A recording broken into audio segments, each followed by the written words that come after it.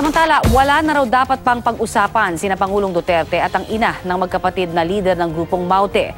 Tiwala rin ng Pangulo na kahit marami nang nalaga sa tropa ng gobyerno, mananalo pa rin sila sa bakbakan laban sa mga terorista.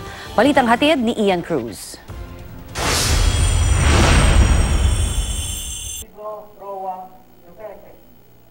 Mismong si Pangulong Duterte na ang nagbunyag na iso siyang makausap ng nanay ng Maute Brothers na sinasabing leader ng pag-atake sa Marawi City. Yung nanay ni Maute, sabi ko, no, I will not talk anymore kasi marami na ang sundalo ko namatay. Marami na ang pulis ko namatay. Huwag mo akong bulahin dyan, usap-usap na yan. Not anymore. Pagkatapos dyan, mag-usap tayo. Right after, pag naubos sila na dyan, then I will talk to the new generation. Ito ang sinabi ng Pangulo sa harap ng mga sundalo ng 1st Mechanized Infantry Brigade sa Camp Leono dito sa Tacurong City. Isang araw matapos madakip si Cayamora Maute at ikalawang asawa nito sa checkpoint sa Davao City. Patuloy pa rin nakakalaya ang ina ng Maute Brothers na si Farhana. Wala ring impormasyon ukol dito ang AFP. I'm not privy to that. Probably may mga feelers na nakarating kay Presidente. So it is entirely up to the President kung i-entertain niya. Hindi naman sinabi ng AFP kung ano na ang mga hawak nilang impormasyon mula sa naaresto si Cayamora, pero may bilin daw sa kanila ang Pangulo.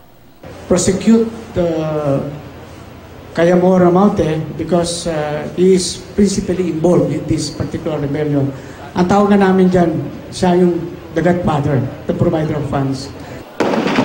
Dahil sa pag-atake ng Maute sa Marawi, matatala sa kasaysayan ang pagdedeklara ni Duterte ng martial law sa Mindanao dahil sa terorismo. Pero sabi ng Pangulo, hindi niya raw ito gusto. At hindi maganda yan para sa akin because I would have wanted really peace for my country. Ayaw kong pumatay ng Pilipino at nasasaktan ako every time a Filipino is killed, whether he's an NPA, whether he's a Maguindanao, Maranao, kasi kung maaari lang, mag-usap lang sana. Muling tiniyak ng Pangulo sa mga sundalo, sagot niya ang mga ito ngayong umiiral sa Mindanao ang batas militar. Kasabay nito, may plano raw ang Pangulo na maglaan ng 20 bilyong pisong pondo na daragdagan pa kada taon para sa edukasyon ng mga anak ng sundalo. May nakita na akong 20 billion. Madagdagan ko lang before my end, the end of my term. If I can just raise another 30 billion, okay na kayo. Ian Cruz, GMA News.